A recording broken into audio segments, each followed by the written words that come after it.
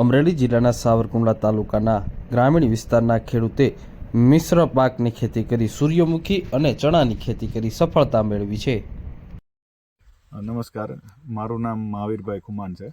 સાવરકુંડલાનો રહેવાસી છું અને મારી ખેતીની જમીન અહીંયા મેવાસા ખાતે છે. અને અમે અત્યારે અહીંયા ચણા અને સૂરજમુખીનું વાવેતર કર્યું છે. જનરલી અત્યારની ખેડૂતોની માનસિકતા એવી હોય છે કે વિસ્તારમાં કપાસ, મગફળી, ડુંગળી, સોયાબીન, ઘઉં એવી બધી ખેતી કરતા હોય છે.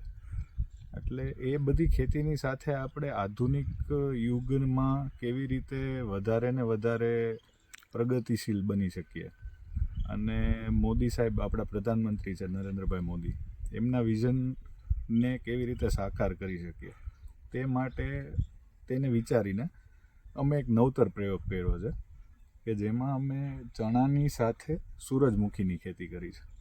અને એ એટલી પરવડે એવી ખેતી છે કે વીઘે નજીવો ખર્ચ, બિયારણ ખર્ચ આપણે આમ ગણીએ તો 100 થી 150 રૂપિયા, અને જે આપણું અન્ય વાવેતર છે એની સાથે સાથે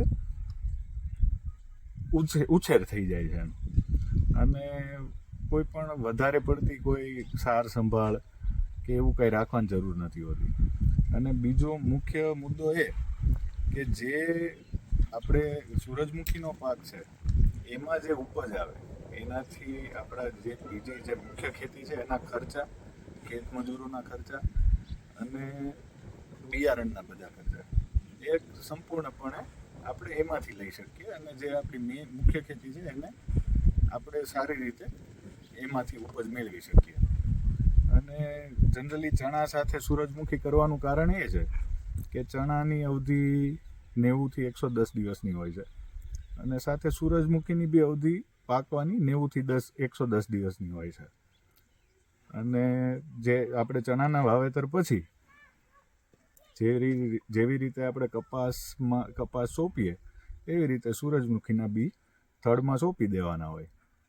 અને બસ આવી જ રીતે આપણા જિલ્લાના, ગુજરાતના ખેડૂતો આવા નવતર પ્રયોગ કરે તે માટે અમે એક પ્રયાસ કર્યો છે. જાહેર હરાજીમાં કેવો ભાવ મળે? જાહેર હરાજીમાં અત્યારે ગોંડલ માર્કેટિંગ યાર્ડમાં આની હરાજી થાય છે, જેમાં 800 થી 1000 રૂપિયા સુધીનો મણનો ભાવ હોય છે. અને આ સારી મલ્ટીનેશનલ કંપનીઓ આના સીડ્સને ઓઇલમાં, પછી રો યુઝ માટે, હેલ્થના બહુ સારા એવા બેનિફિશિયલ્સ છે.